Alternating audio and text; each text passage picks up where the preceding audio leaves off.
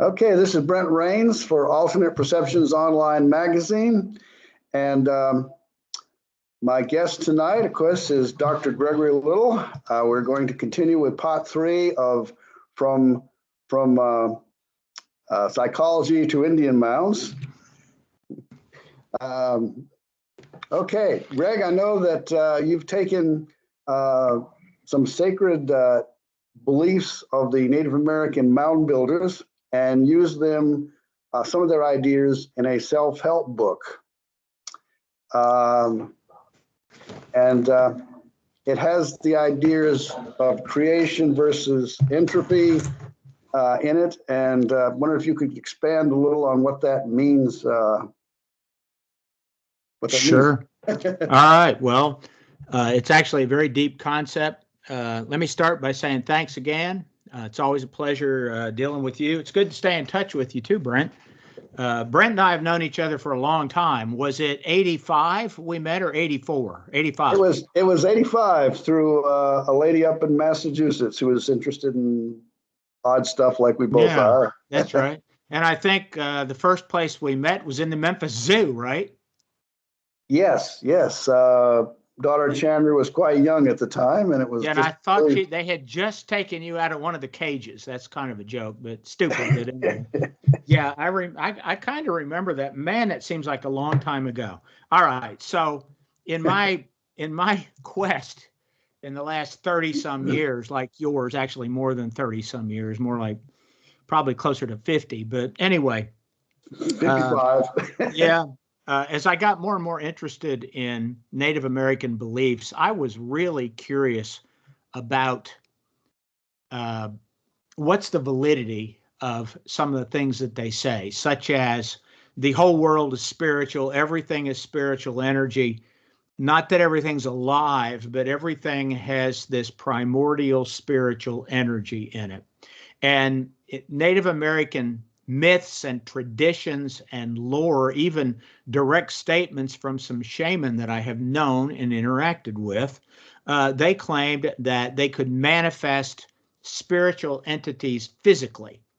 They also had certain rituals they would perform where people would actually see the physical manifestations of entities. Okay, so my interest in that, obviously it's interesting, but I wanted to know, are these rituals and things of the Native Americans, are they just psychological quirks? And are they hallucinating or imagining, or is it just belief systems at work here? Or is there something else? So eventually, over time, I started digging deeper and deeper into what the Native Americans really believed.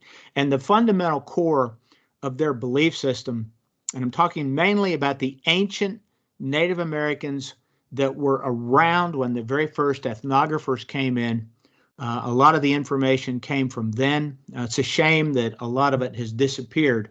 But their fundamental belief system said that at the very beginning, there was a single point of spiritual energy, which I'll go ahead and say it. There's a new book coming out that Andrew Collins and I have done. It's called Origins of the Gods. It won't be out for 5 months. We have seen the page proofs and all that, and we're just in the final process. But anyway, it kind of boils down to, in the beginning, there was a singularity. And I use that term singularity, not because that's what physics calls it, but that is what the term that ethnographers used when they investigated how the Native Americans accounted for creation.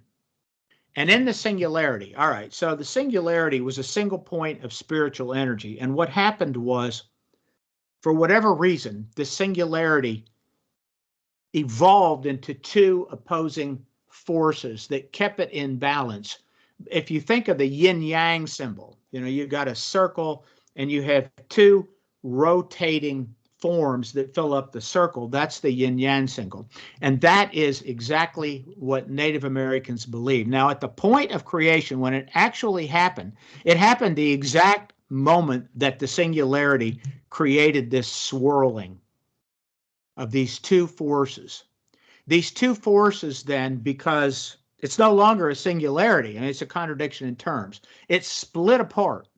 And when it split instantly. It created three worlds: an upper world, a lower world, and the middle world. The middle world is the physical world.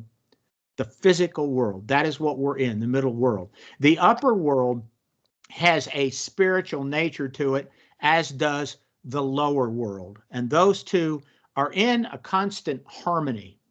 I won't get into all of it about what the purpose of humans being here is. I will mention it, but I won't get into it in any depth. But anyway, these two forces are the spirit of creation. That's the upper world, creation. And the lower world is the spirit of entropy. So let me explain these. Creation is order. The universe has a degree of order to it. The spirit of entropy is disorder. The lower spiritual world has disorder. It's always tearing things apart. Disorder really makes everything degrade down into its most primordial substance, whatever it is.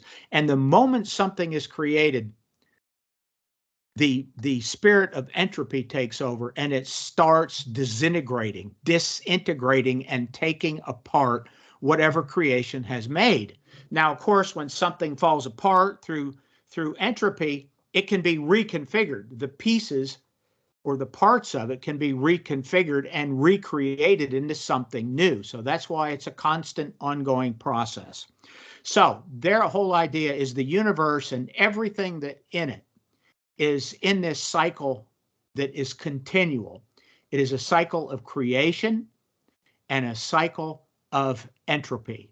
Those two forces are always conflicting. We incorporated that into this book. It's called Freedom to Change. It was written by myself with two co-authors, Kim Prakniak and Stan Prakniak, who I've known for a very long time. And the idea here is to understand that in this universe that we live in the world that we live in, creation and entropy are always at work. You can create things yourself. You can do whatever it is you want to do. You can try to put new things together. You can build things. You can create relationships. You can nurture relationships. But from the moment one of those is created, anything is created, the process of entropy is always at work. So you have to maintain things. That's why when you build a house, it's brand new and everything seems to work. They always say you're going to wind up replacing everything. Sooner or later, it all needs to be replaced. Every appliance, all the wood, the roof, on and on it goes. The same with an automobile. It starts breaking down. Now, you can maintain it. You can continue to maintain. But the degrading force of entropy eventually makes all things fall apart. All things eventually dissolve. So that is the idea. What we tell people is that no matter what you do, things will change. You just need to adapt to it. Things will change. You're going to get older. There's nothing you can do to stop it. People that you love are going to have accidents. There's nothing you can do to really stop it. You can only respond to it. And ultimately, what it tells us is this. The only thing in our lives that we really have control over is what we do in the present moment. That's ultimately the bottom line to it all. The only thing we control is what we do in the present moment. We try to control things in the future. We try to atone for things in the past. We hope what we do now can make the future better and so on. But ultimately, it's all going to fall apart.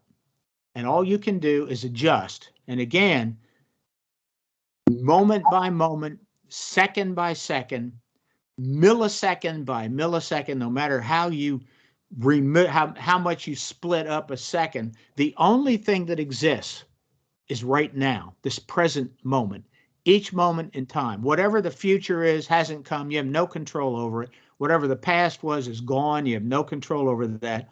All you can do is control what you do in this exact moment of time. And that's actually very profound. It kind of, the message that it kind of sends is do the best you can do in almost every moment. Nobody can be perfect every second. We know that. But ultimately, what you do now will create future opportunities. It may create future problems too. So you have to look ahead a little bit and try to figure out, is what I'm doing now going to have the desired effect? So that's what we did. We took that Native American concept of creation and entropy, spun it around a little bit, and created a self-help book out of it. That's my answer. I haven't quite used 25 minutes. We have maybe, I'm sorry, 15 minutes. We have maybe 5 minutes left, but I think that's a fairly good summary of it. Yeah, and it's always been fascinating, the three world concept, how you can go from Siberia to the South Pacific Islands or all over the world, and it's a predominant belief system. Absolutely. In the book, I have a photo that I got of the Norse idea. It's the same thing as the world tree. You always see the world tree. There's an earth. You see the world tree sticking out of the earth through the bottom and into the top. And it's a way to connect the three worlds together. And yeah, it is pretty much a universal belief system that there are three worlds. I mean, the Christianity has it too. We have heaven above, hell below, and then we're here in this world. And what we do in this world is going to determine which one of those two we go to. There's three worlds there too. It's just a different version of it. Yeah, and then the version in the New Testament of Christ dying, he went to the underworld. Then he came back after he talked to the dead to visit us here in this world, and then continued on. Ascended to heaven. To heaven. Yeah. Absolutely. It's pretty strong archetype. And this was incorporated. This idea in your book coming out in March, Origin of the Gods. Yes. Oh, I really go into great explanations there. I wrote half the book. Andrew Collins wrote the other half of it. We have very detailed explanations in this. I think I told you this privately. I will say it publicly here. We're not going to get 1 million viewers of this, as you well know, but it does allow people to know exactly what I think of Andrew's writing. Okay, so what Andrew has done he wrote the second half of this book. And what he's done in the second half is, to me, the most brilliant analysis of UFOs, paranormal phenomena, strange things, translucent beings, whatever you want to call them. I call them time forces, TIIME, and Andrew calls them N beings, and they both mean the same thing. Time forces are transient intrusions of intelligent manifesting energy. That's what a time being is. And Andrew's is N beings, same thing. He uses the term N because it's an unknown number. It's not like there's a set number of 20 of them out there, or 10 of them out there appearing. So it's just this force, whatever it is. Yeah. Okay. Have I confused you there? We went from one thing to another. Well, yeah, it's a lot to wrap your mind around. It is. It is. Sure. It is a great deal to look at. But we both tried to be as straightforward and as non-cryptic. I've read so many books and had so many people send me emails over the years and letters. You've had this too, where they simply hint around things. I know this little thing, and I know this little thing, and I know this, and they'll give you a little bit, but they're always cryptic about it. They never tell you the ultimate thing. They never really share what they consider to be the ultimate truth. And in this, I really directly addressed that and tried to share exactly what I think about all this through my research, and I think Andrew's done the same thing. And we've come to the same conclusions about it. And I believe that concept between, if you look at your life as constant entropy and constant creation, the fact that creation's there means you have unlimited opportunities, which means every split moment in time, you have an opportunity to create or do something. That is what it means. Entropy, on the other hand, is a force among itself, and it's going to just do what it does. So you need to be prepared to deal with that too, because things will change. And time will come to an end. I'm in the entropy phase right now, I think. You got one. I think you have one more question. Is that right? Or are we at the end? No, I think that we're actually at the end. I think we covered everything, unless there's some, little. Well, I don't have. I pretty much gave this idea of creating and controlling what you do only in the moment of time that exists right now. That is a great lesson. That is not anything that we discovered or came up with per se. It's been around a long time. It's what mindfulness techniques are all about.